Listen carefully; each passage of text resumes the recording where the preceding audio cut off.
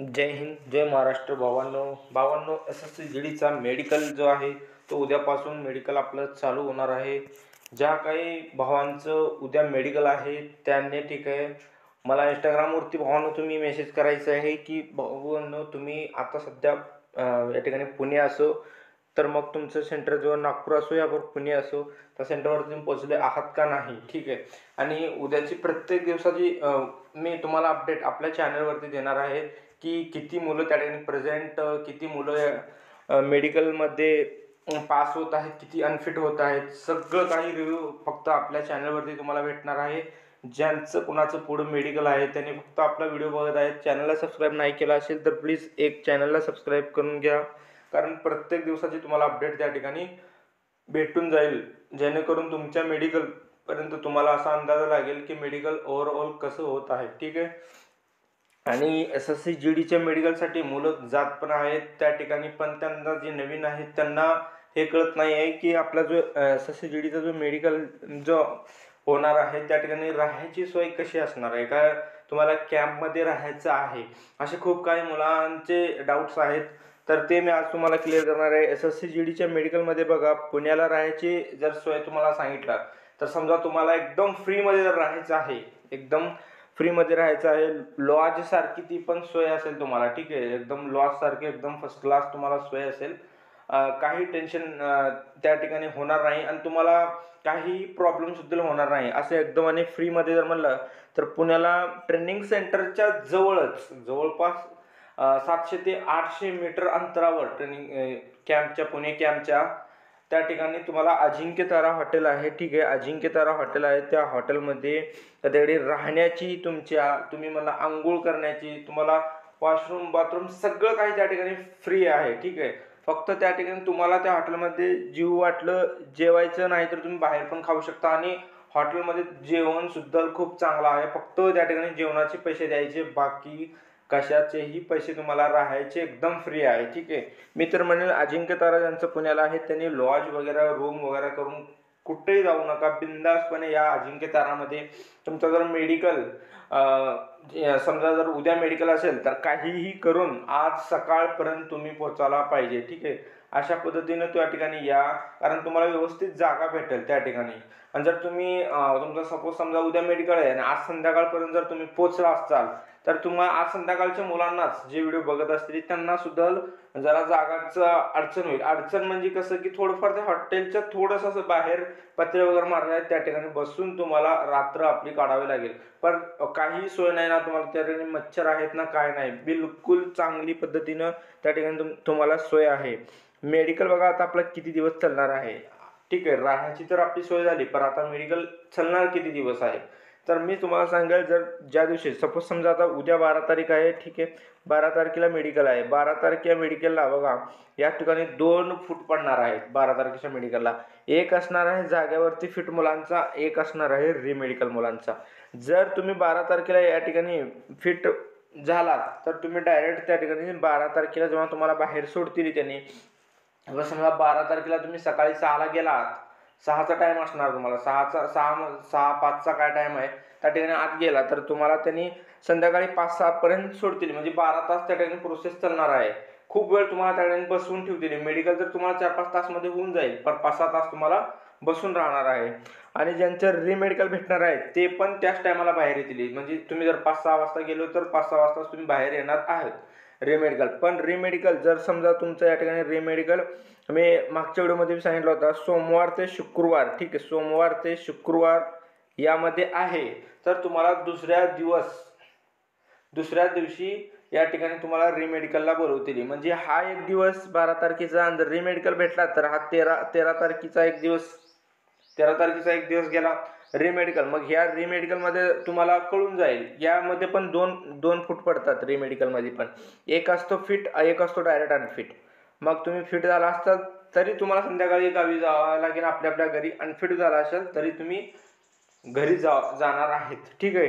तर मग जवळपास सोमवार ते शुक्रवार या दरम्यान जर तुमचा मेडिकल असेल तर तुम्हाला 2 दिवस लागणार आहेत. पण जर तुमचा मेडिकल जर सपोज समजा शुक्रवारी आला आणि तुम्हाला रिमेडिकल पडला शनिवारी, शनिवारी पडला तरी सुद्धा तुम्हाला 2 दिवस लागणार, पण तुमचा मेडिकल जो आहे तो शनिवारी आहे आणि तुम्हाला जर मेडिकल भेटला तर तुम्हाला 3 दिवस लागणार आहेत. कारण शुक्रवारचा 1 दिवस, शनिवारचा 1 दिवस आणि पुन्हा रविवार असणार तो सुट्टी असणार, त्याच्यामुळे सोमवारी तुमचा मेडिकल होणार आहे. म्हणजे तुम्हाला 3 दिवस लागणार आहेत. ज्यांचं शनिवारी मेडिकल आहे त्यांनी 3 दिवस आपले जाणार असं धरून चला घरातून.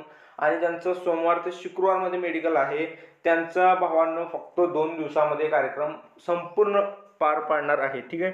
SSC GDच्या मेडिकल सेंटर आता नागपूरकडे आपण बघू राहायची सोय.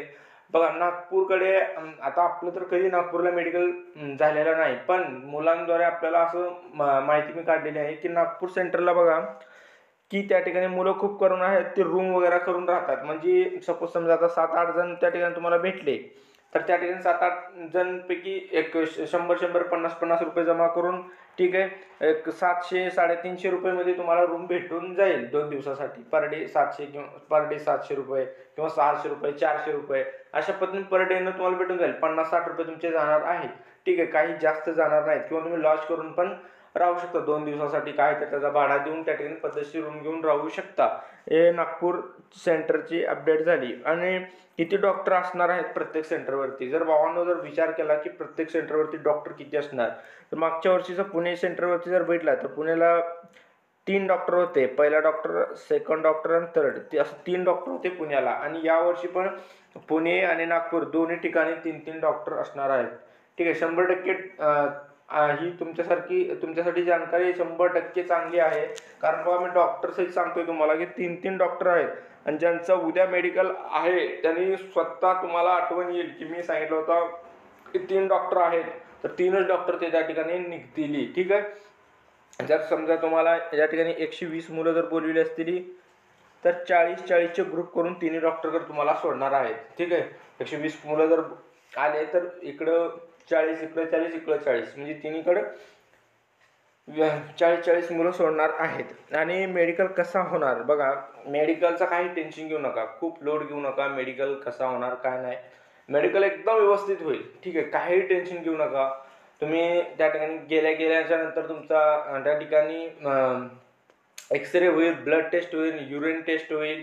त्या ठिकाणी तुमचं एक्सरे करण्यासाठी तुम्हाला बाहेर घेऊन जातील. ते एकदम वेगळीच तुमची त्या ठिकाणी प्रोसेस होणार आहे. चांगली प्रोसेस त्या ठिकाणी तुमची होणार आहे. तुम्ही त्या ठिकाणी त्यांच्या बसमध्ये बसून जाचाल बाहेर, त्या ठिकाणी तुमचा छाती एक्सरे वगैरे होईल, युरिन टेस्टसाठी आणि दुसरीकडे तुम्हाला घेऊन जातील कॅम्पमध्येच. आणि फक्त एक्सरेसाठी तुम्ही बाहेर जाणार आहेत, बाकी सर्व प्रोसेस तुमची कॅम्पमध्ये होईल. पुणे या ठिकाणी तर माझा असंच झाला गेल्या वर्षी. तर तुम्ही मेडिकलचा कसा टेन्शन घेऊ नका, मेडिकल हा व्यवस्थित होतो. ठीक आहे. आणि प्रत्येक दिवशी मी तुम्हाला कसा मेडिकल चाललं याबद्दल मी 100% अपडेट देणारच आहे. तुम्ही त्याच्याबद्दल काही टेन्शन घेऊ नका की कशामध्ये मुलं जे आहेत ते जास्त करून अनफिट होत आहेत ते पण मी सांगेन.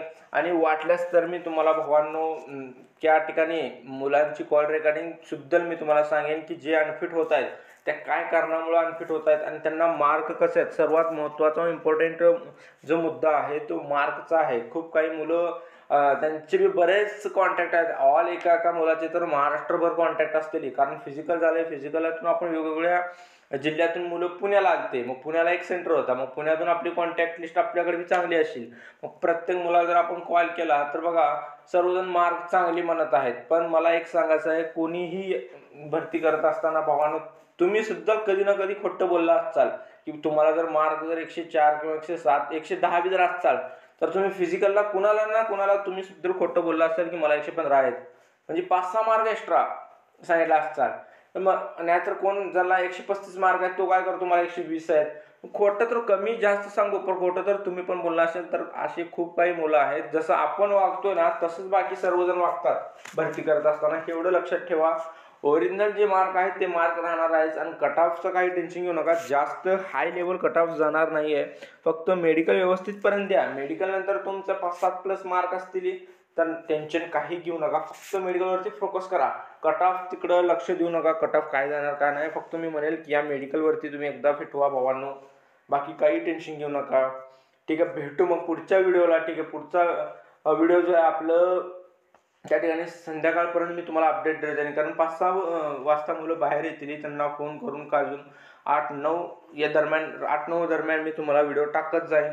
अपडेट भेटेल तसं टाकत जाईन बरं का. तुम्ही म्हणसाल की मी उद्या व्हिडिओज नाही टाकली तर समजायचं की मला अपडेट भेटायला नाही. तर ज्यांचं मेडिकल आहे नागपूर असो किंवा पुणे असो, प्लीज भावांनो मला इंस्टाग्रामवरती फक्त एक मेसेज करा, ठीक आहे.